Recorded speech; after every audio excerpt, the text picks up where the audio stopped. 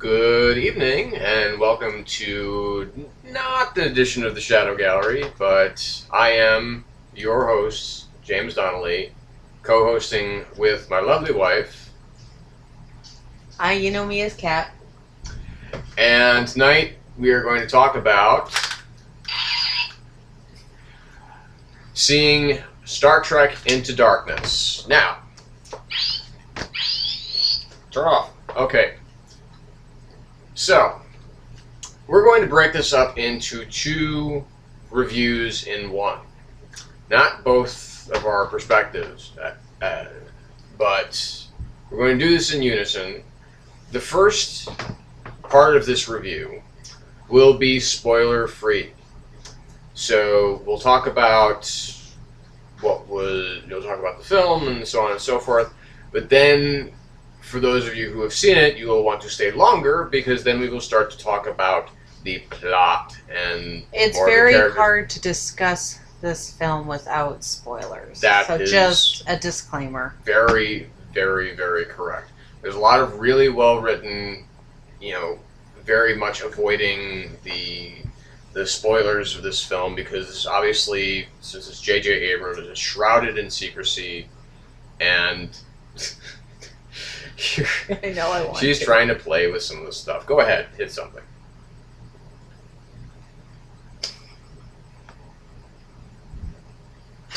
Anyway, so now that she's gotten that out of her system, let's go ahead and let's talk about the movie. So first, just from a plot standpoint. Forget this.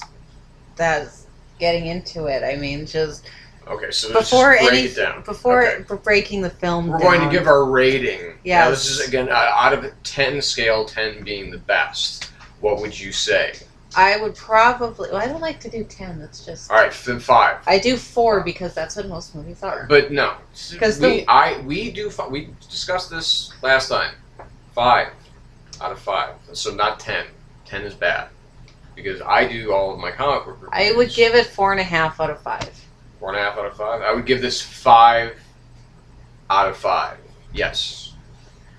And I guess maybe the reason why I'm deducting a half a star, or whatever you want to call it. Okay, I can't say right now. Let's just say there's certain Star Trek stuff that I'm a little bit unfamiliar with, so I didn't quite grasp all of it. I'll leave it at that for now. Okay. You know what I'm talking about. I know what you're talking about. People who've seen the film probably know what you're talking about. But All you Trekkies will get it, but Okay, now again, it's a Trekkie thing. Now obviously there I are. said Trekkie. No offense to any Trekkies I know out because there. it's really weird though because there seems to be kind of a disconnect there because I remember listening to coincidentally the commentary track on the first J.J. Abrams Star Trek film, and they were talking about that big fans of Star Trek do not like to be called Trekkies. They prefer Trekkers. So anybody who's out there who is a Trekker can maybe then elaborate on that in the comment section Some below. people think that Trekkies is a derogatory term, so Yes. I didn't mean to offend anybody if I Yes. did by saying Trekkies. I hope. I know that nobody, but again. Okay, anyway. So, but staying on point, obviously this is the sequel to 2009's J.J. Abrams Star Trek reboot. And this is, again, directed by Abrams himself. And, are you trying to duck out or what? No, I'm trying to get him. Okay. Well, you were in Pull before. me back in. Excuse me. And, why don't you take it from me? Why don't you... Okay, well, no. Me? You? No, go ahead. Okay. I'll jump She's in. deferring to me. So, okay, so this is, again, direct sequel, not direct sequel, but it is a sequel to the first installment of the Star Trek reboot from 2009 that J.J. Abrams did, and which, of course, was a terrific movie, really, really well done. Had some parts that were a little bit, but I didn't believe that it had an incredibly effective villain. But it was a really cool reintroduction and kind of invigoration of the Star Trek franchise, which has pretty much been dead in the water for a number of years. Because I don't remember exactly when the finale of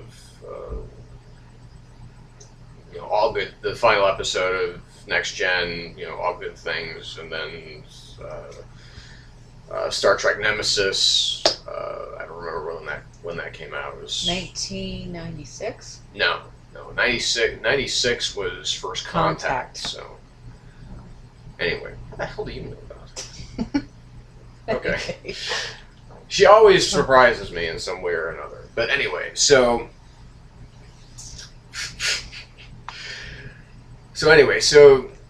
we have Kirk and we have Spock and we have basically all of the returning cast. Thankfully, Chris Pine as Kirk, Scotty, my favorite. Yes, we got Zachary Quinto as Spock. We got Zoe Saldana as Uhura. We've got Carl Urban as Bones McCoy. We've got Simon Pegg returning as Scotty. We've got Anton Yelchin reprising his role as Chekhov. We've got John Cho as Kato Sulu.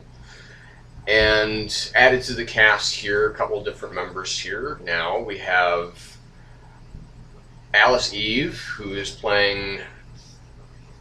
Now, I can't remember exactly what name that Watson. she gave. Wasn't it? I don't know. It was not one. That would be a little bit too on. Yeah, it was whatever. Something with the W. But ultimately is playing the character of Dr. Carol Marcus. Now, those of you who are familiar with the Star Trek universe obviously knows the significance that character has. Then there is Pike. There is, of course, Bruce Greenwood returning as Christopher Pike, Admiral Christopher Pike. We have Christopher. Sorry, I was going to say Christopher Henderson. We have Peter Weller, of course, RoboCop, coming in as Admiral Marcus, and he's pretty much heading up Starfleet. And then we have Benedict Cumberbatch. Oh, he was perfect. That was genius. As John Harrison, the villain. That's perfect casting. And basically what we have here is the film starts off with a really intense sequence in which they are doing kind of their science-y research exploration stuff, but ultimately Kirk ends up violating the Prime Directive, and because of this action he gets demoted to First Officer. And then Pike is going to take back command of the Enterprise, but then there is this terrorist attack in London where many people die, and it is carried out, the identification of the person that was responsible for it, not directly but indirectly responsible for it, is this John Harrison, who's apparently an agent of kind of almost a special ops unit of the Federation. And it is then when basically things just start to really, really, really get moving. And there's all sorts of double crosses, and it's just... I'm going to stop for a moment and let you weigh in here on the non-spoiler stuff. So what would you say, what do you think is going to be what's the key factor here in a non-spoilery way for you to give the rating that you've given the film? How to do this without spoilers? Well, it's a very if nothing else, it's a very, I think you said this on the way home, it's a very well-paced, well-plotted storyline. It's very well done. There's no dull moments. There's no just Filler. You said that. filler. There's no filler that just makes you roll your eyes. I mean, the Yeah, cast. this is kind of like the opposite of Iron Man 3. Yes, there is a lot of action, a lot of intense action, and it's. But what this has, it has style. It's got a hell of a lot of style, but it's got so much substance too. Whereas Iron Man, there was a hell of a lot of action, but that's about it.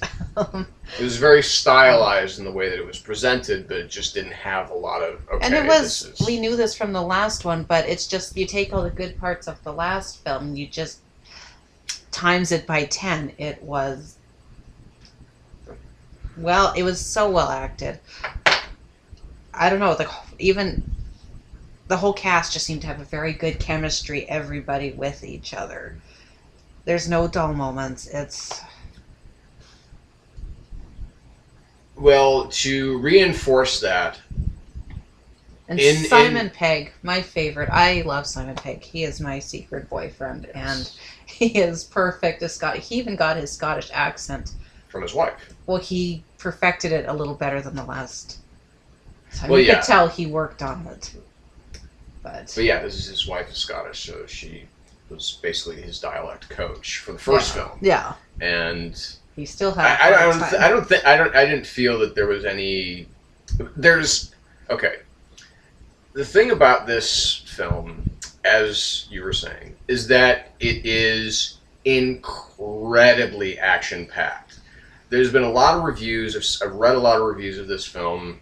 Most of them have been positive, but they always kind of teeter on the edge of, well, it's so action-packed that it loses some of its emotional content. And that's not true. That's the complete opposite.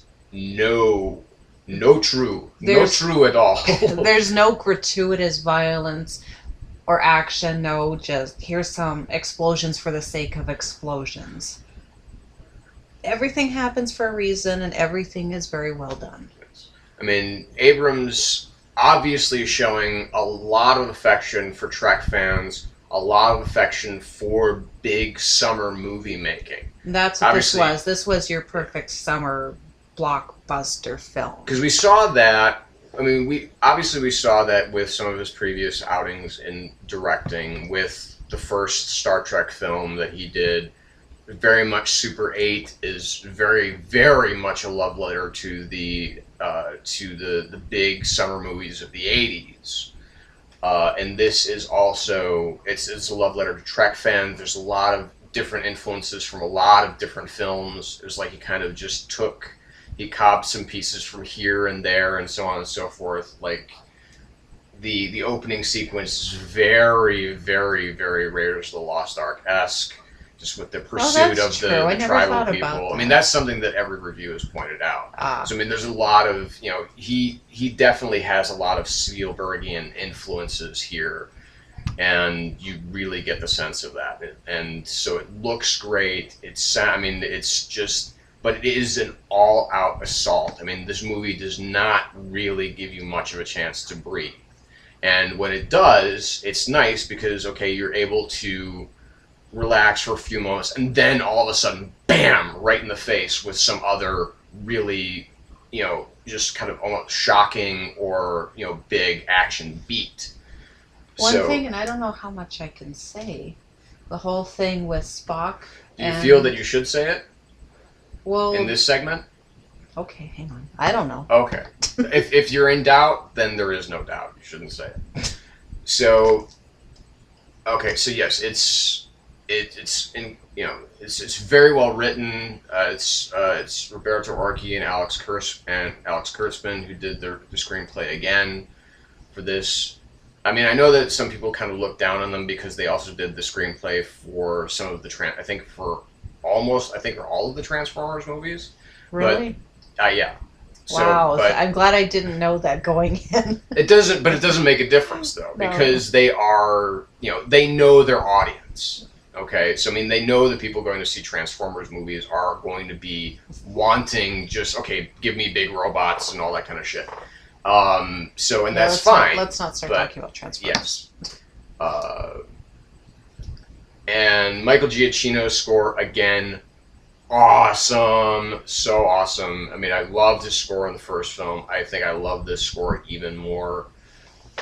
It's just, it is full on brilliant summer entertainment. And it's, you know, it's not like as good as The Avengers, but this is a film that will warrant several viewings. I was thinking about that on the way home. Like, of course, The Avengers was just awesome. It was flawed. It was great, but there were I had a few issues with The Avengers. Nothing major. It's still awesome, but this one, while The Avengers was, I don't know if I don't want to say better. I don't want to say better. Please don't tell me that you thought this was better than The Avengers. No, but the only thing that this film had over something like The Avengers is I couldn't find the little I forgot how to talk. Plots or faults. Damn it. Okay. I couldn't find a bunch of little faults, or I didn't like this part, or I didn't like that. That I did not have with this film. That I didn't really. I had one problem with The Avengers, I think, and that it was it was pretty insignificant. And I think it was actually something that on repeated viewings I've seen, they do kind of answer some of the questions that I was looking for. Or maybe I just read in more to it because I just love the film so much. So anyway, so we're going to wrap up the non-spoiler For non-spoiler, seriously, go see it if you haven't. Yes. It's probably the best movie so far, anyway, that you'll see all year. At least all summer. This is probably this is definitely going to be the film to beat for the summer. This is, you know, I was scared for this summer because there's a lot of high profile sequels again, and you know, there's a lot of high profile films that are coming out, reboots, so on and so forth. And I was scared that Iron Man 3 had set kind of a not too good kind of a lower standard for, as you're saying, for this summer, but 2 weeks later, it is immediately redeemed. You know, this summer is still very much go. You know, it's go see this movie. It is awesome. You won't be disappointed, yes. Trust me. And if you are, there's something wrong with you. Yeah. So. Okay, so we're now going to allow you people to leave, so thanks for coming or thanks for listening. If you're listening on iTunes, so thanks for stopping by, and goodbye, because you're going to want to stop watching now, because we're now getting into spoiler territory. Yes, live long and prosper. So, now, here we go with the spoilers. Okay, so... Where to start? Well, obviously... the one piece of information that is the most spoilerific is who is John Harrison. Now, obviously, there has been a myriad of theories around the internet, speculation, rumors, since his casting as the villain. There was a rumor that he was Starfleet officer named Gary Mitchell, who turns traitor. That was something that came out early on. That was from people who are really like big Trek fans. Because I had no idea who Gary Mitchell was. I had to Wikipedia him when I heard about who that character was, and it's not. No.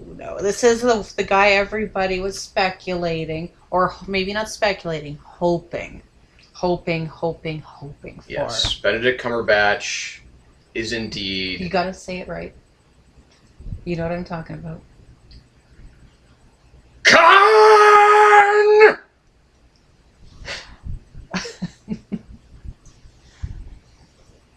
And yes, it was... John Harrison is Khan. And there's a reason, because... Okay, see, here's this thing, is that Admiral Marcus, because it's basically after Harrison Khan, makes his attack on London. Starfleet protocol demands that all of the captains and first officers. Nothing. Panic on the streets of London. Okay. Panic on the streets of Birmingham. Sorry. For all you Smiths fans yes, out there. Yes. So Starfleet protocol demands that all captains and their first officers who would be in charge of a manhunt like this would all assemble in one place. And this is, of course, the whole real reason behind the attack in London, is so that they can get all these people, so that Khan can get all these people in one place and just gun the shit out of them. Cleverly calculated. And we do sadly lose Christopher Pike. He is lost, and it was very, very sad, the way that he was lost, and basically, which is how we get Kirk back in the captain's chair of the Enterprise, and against Spock as his first mate, his number one, if you will. And so then, basically, Admiral Marcus gives the order for basically in kind of a scary parallel to some of the political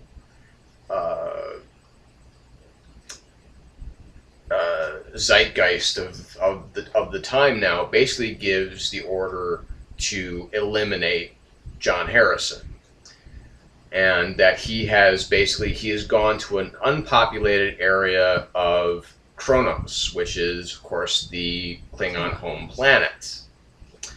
And so they go there basically not as Starfleet officers to capture him, but again, it's, Marcus wants him taken out. That's it. And he has these special torpedoes, these special photon torpedoes that are kind of cloaked, not in the classical like bird of prey cloaking that you see that we've seen before, but in the sense that it's just they're unable to be detected.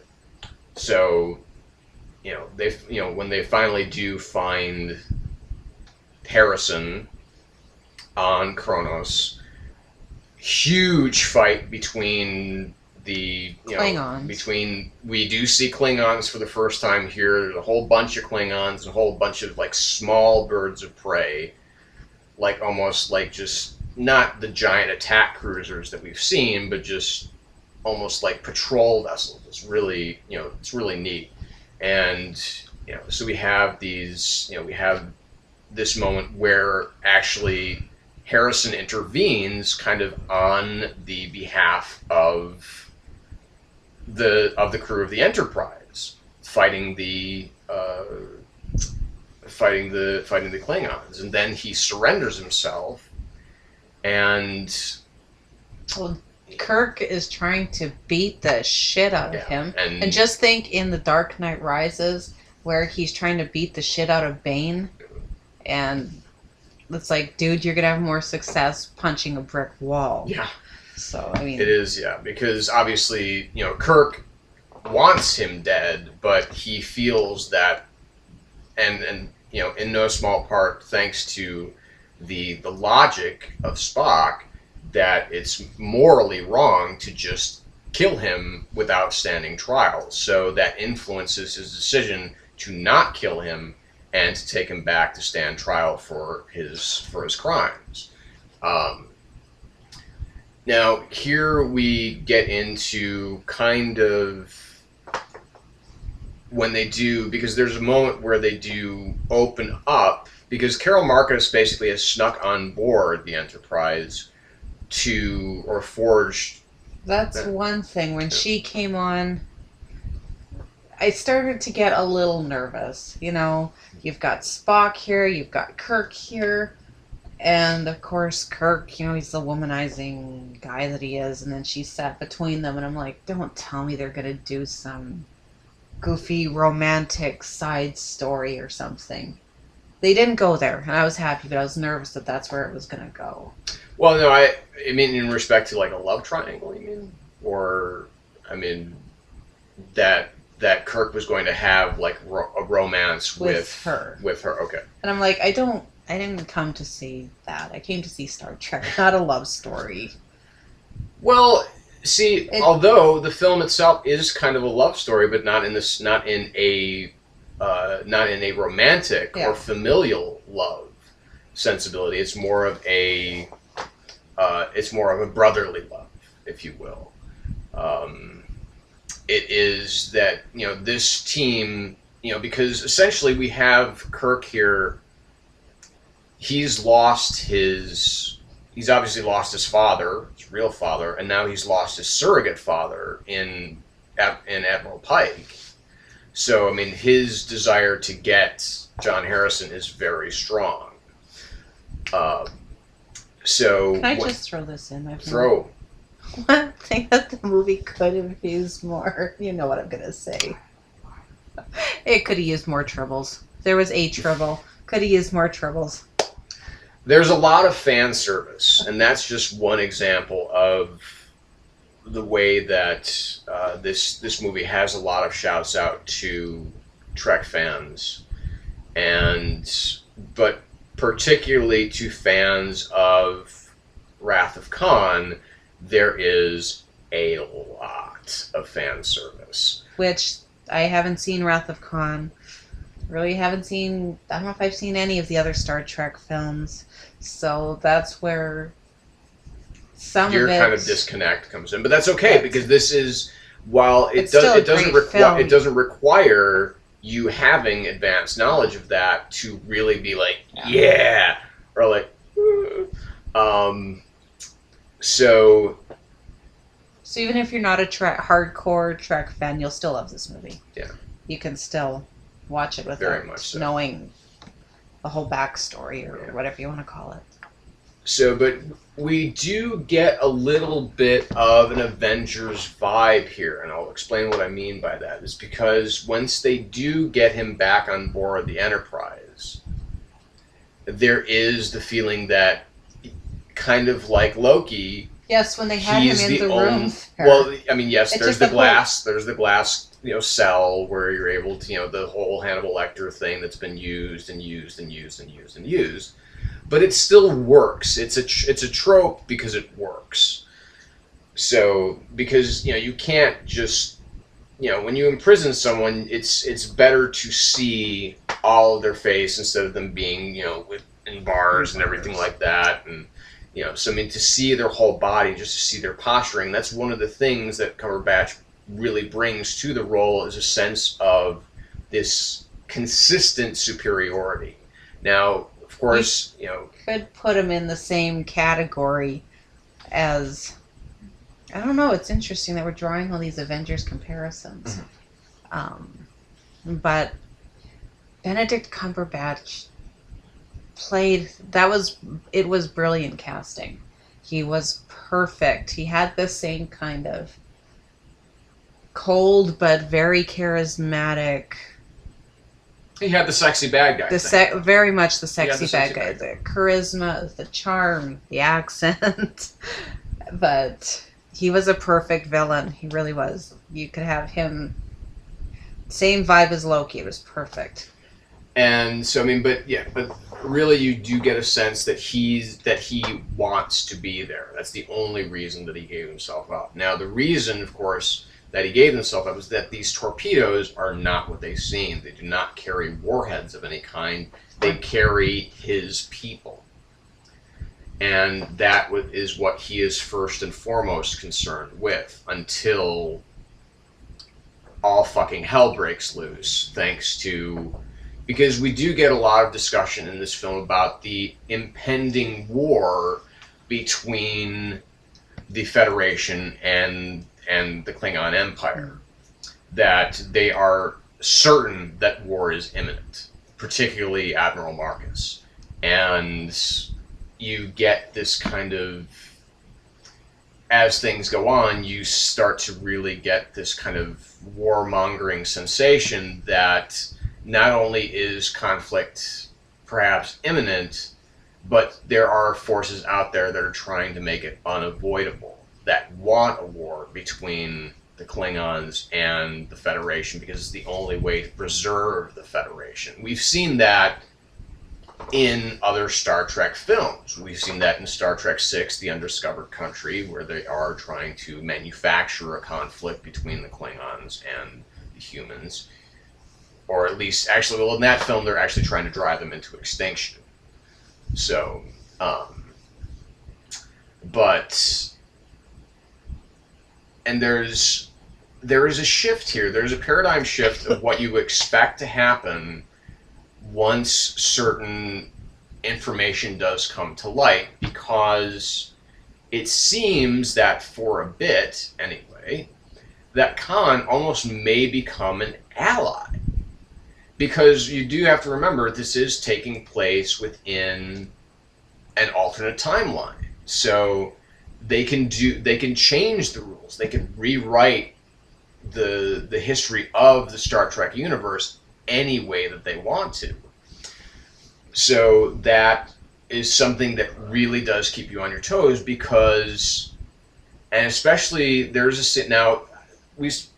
basically the only real spoiler that I wanted to kind of give away was that, yes, indeed, Benedict Cumberbatch plays Khan. But you'd probably find out in the next few days as more and more reviews roll out anyway, and everybody's seen it and everybody's talking about it. Yeah. So, I mean, it's going to be, it's going to be out there, let's face it, but it won't lessen the impact. Now, I knew, obviously the guessing was there. I knew for certain before he announced it, because when they refer to the bodies that are in these torpedoes as being, they've been in cryostasis and they've been there for 300 years.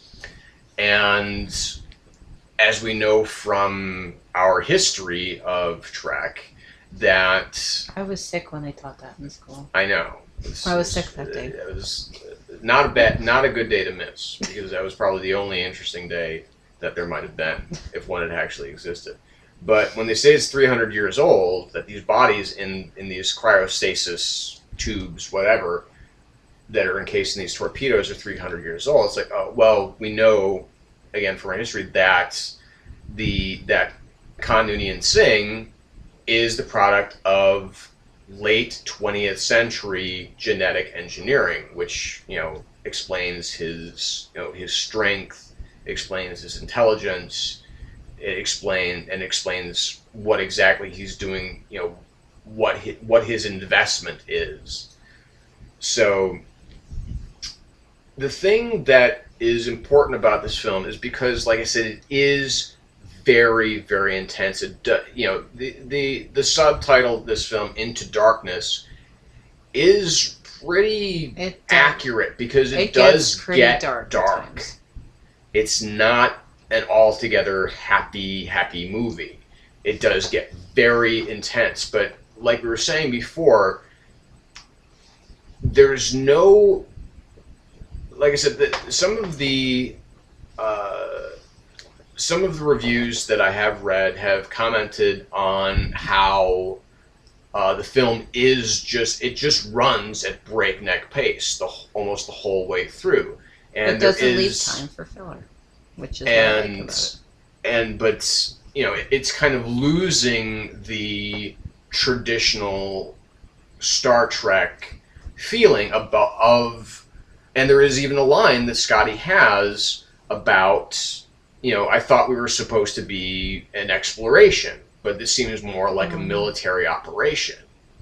And you do get that sense that they're not just exploring, that this film is about combat. This film is about confrontation, as opposed to just jettisoning around the galaxy. And, again, discovering strange new worlds, and meeting new and strange civilizations. But, this film is just balls to the wall action, but all of the action has emotional content behind it. There's a reason that every character has in their motivation for doing the things that they're doing, so that it all actually makes sense in a character way. Now, just from a performance standpoint, Chris Pine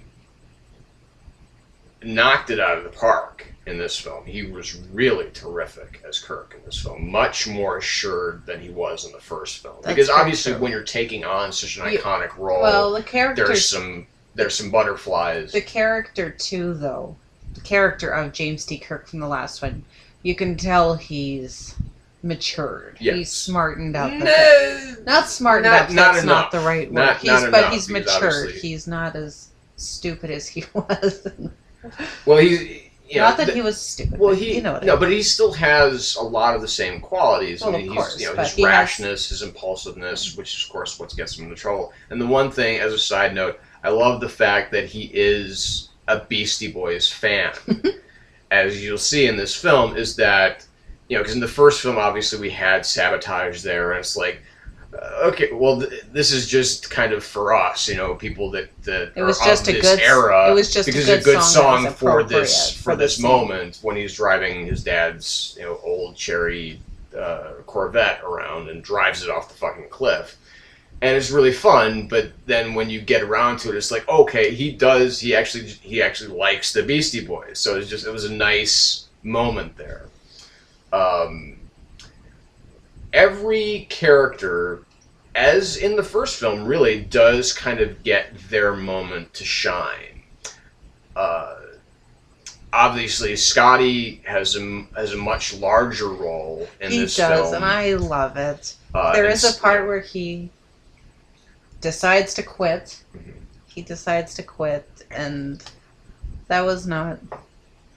You were scared. You're scared. You're scared No, because you it's can't like, leave. okay, you can't have can't have- an actor like Simon Pegg not be in But more of the film. then later on, he's drunk in the bar. Yeah. That was- And and his little buddy, his little helper, is there from the first film, and drunk, wearing a bright Hawaiian yeah, shirt yeah, or whatever. It's was total. It's awesome. It's great work. And Zachary Quinto, again, He was just 10 times pulverizing as Spock. I mean, He was he gave phenomenal in the first one, but and this it's one even he better. amped it up so Even much. better.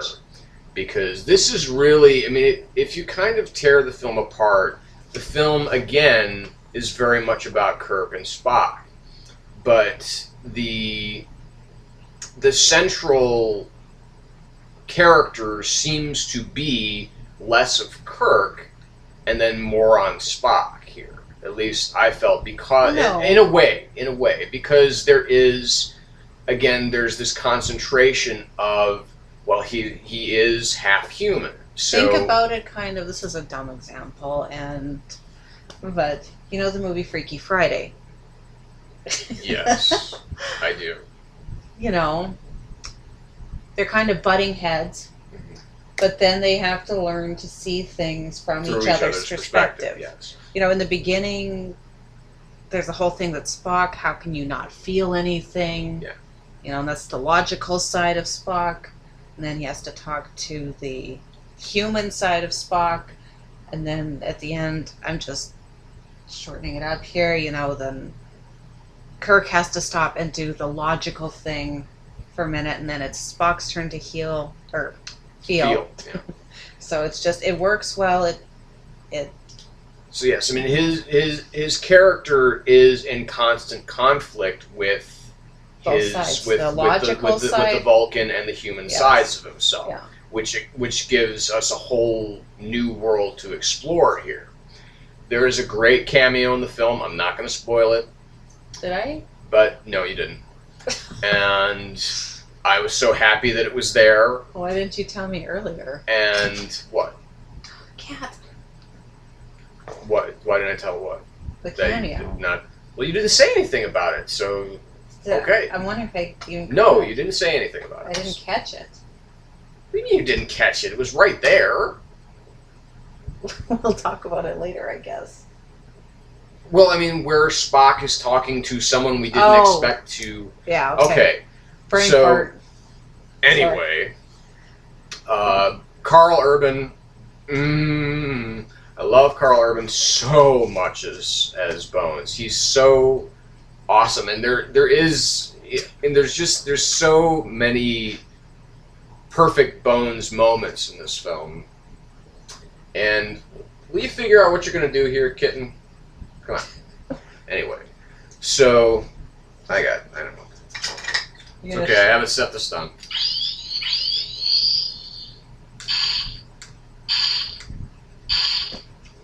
It worked.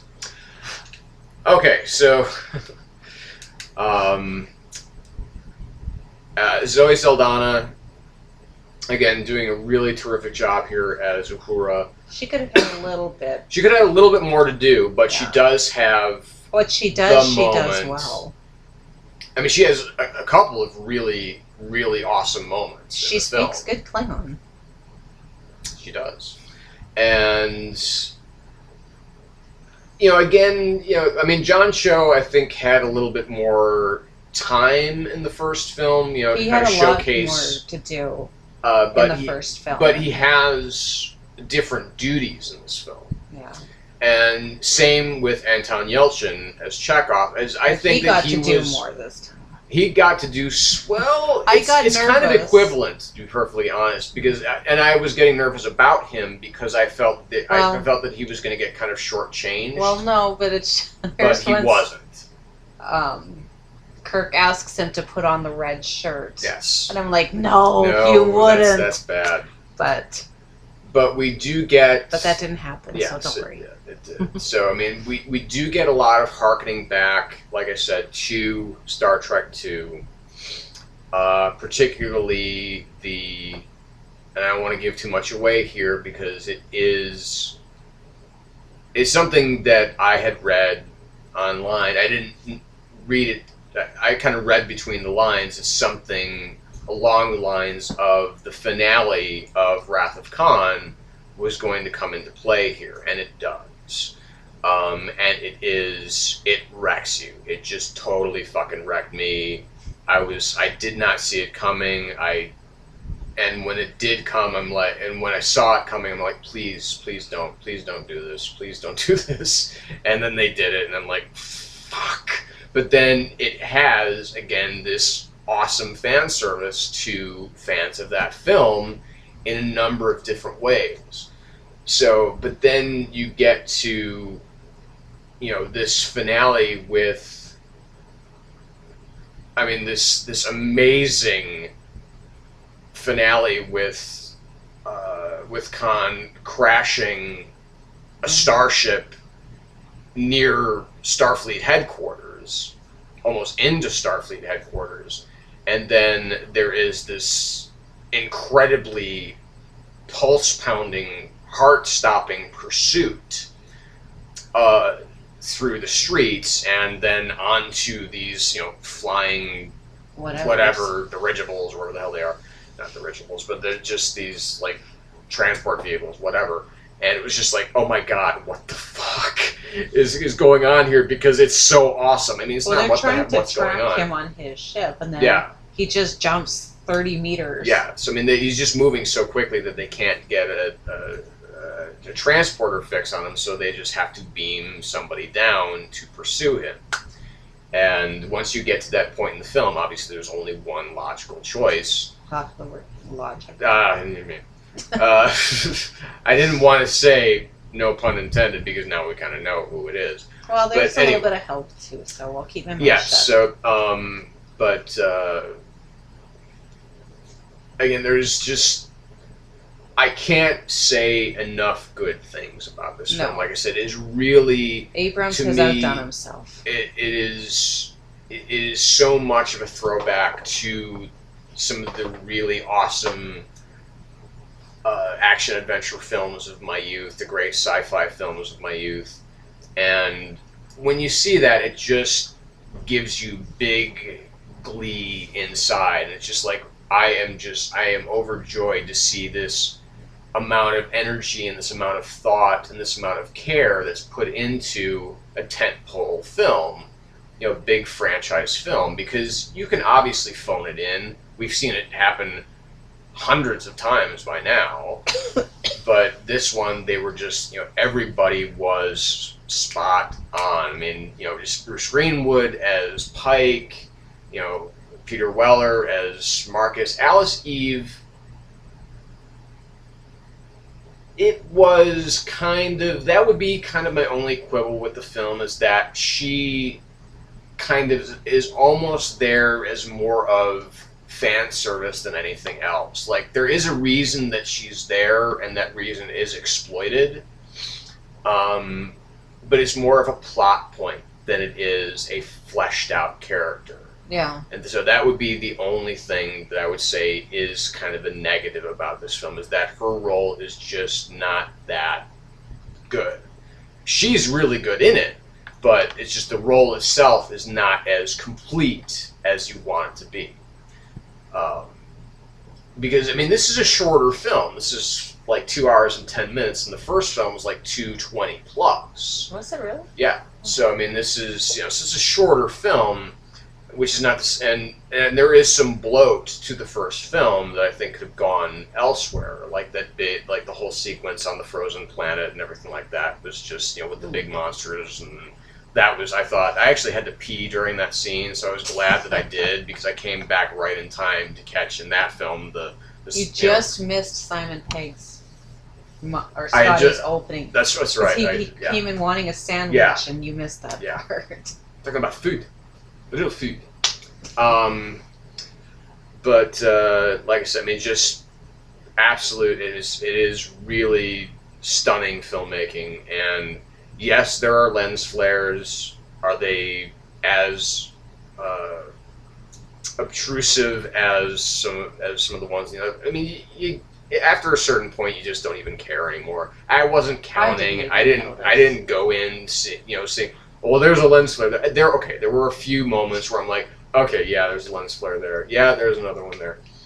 But I didn't care. It's such a stupid complaint about the first film anyway. I mean, it's like, who cares? Lens flares. They look cool. Who cares?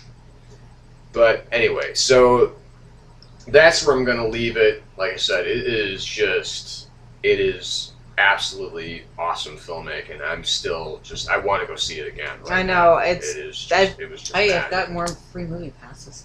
Well, I would pay. We did get to see this for free because some movie passes that she got, but I would definitely pay to go see this again. That is no question. I would probably pay to go see it within the next couple of days again. So we have the weekend off. So now you should spend some of that watching Wrath of Khan, because I think we will. You need to understand some of what, so you can see some of what they're talking about here. And that's another thing, is that obviously this film, you get to do a lot more with the character of Khan, because it's not a 60-year-old Ricardo Montalban and a 60-year-old William Shatner. There's no physical. They never meet each other. It's always, they're always on separate ships or in separate places. So I mean, they never physically have the ability to confront one another. Whereas in this film, Khan definitely, you can see how effective of a superior being he is.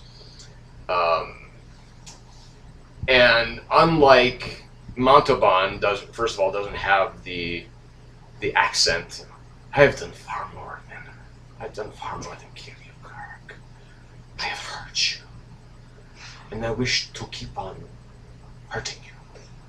But it is more of a fluid voice, more fluid movements, and there's no fake chest like you see in Wrath of Khan, and no mullet hair. So I mean, it's just this version of Khan, while not as kind of overtly fun and cheesy as Ricardo Montalban, is a lot more effective. What else I like just You know, we got to know, we all know who Spock is and what he's like and what he's about, but even with his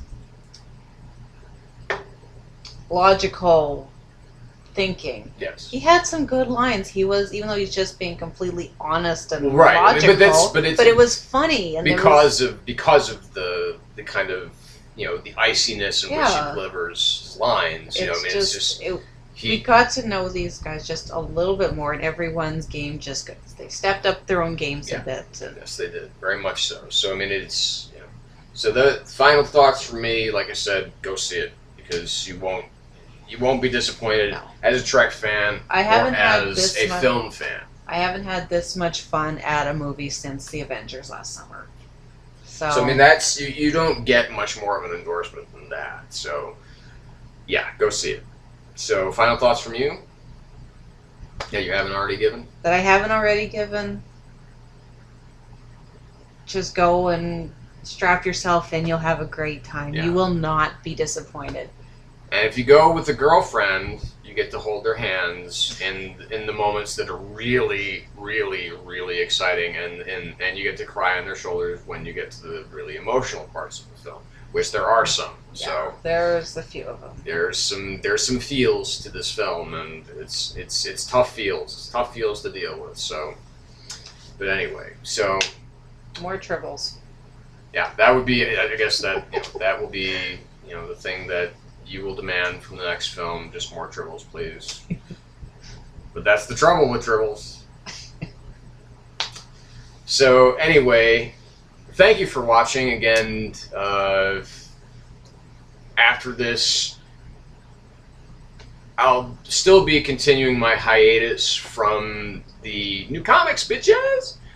So if No, you won't. yes, I'll be continuing. I need to think about this. We talked about this. So anyway, and I've talked about it with them. So Well, you're going to But- be reading my comics yes, so I mean, like, we will hopefully have a Cat's Comics Corner that will be coming up, in the next few days. Maybe I've got it. possibly. We've both Yeah, got a we've long both got weekend 4-day from work. weekend here, so as far as that's concerned, so maybe look out for that. I will probably be doing a film vlog where I'll do kind of my wrap up with 2012 because I didn't really get to do one before now. The movie? Yes, just for movies best and worst of Oh, 2012. 'cause I not didn't really not do that. 2012. Not which the I- film 2012. No, Okay. because I would never discuss how awful that film is, other than just to say it's a fucking awful film. And I'm talking about the film 2012, the Roland With Emmerich John piece of shit. Cusack. John Cusack. What do you know what I'm talking about? Yeah, Anyway, anyway, not this film. we're This not film is going awesome.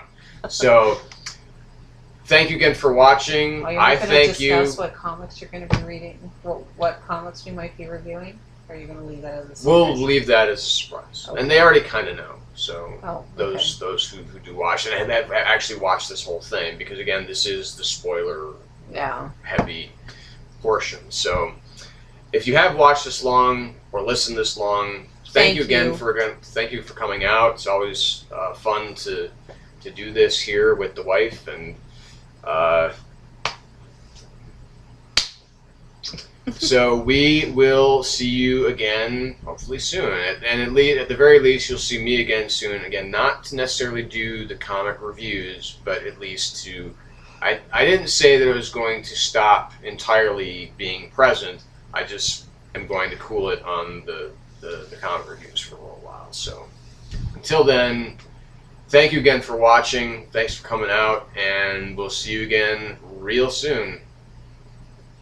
Live long and prosper.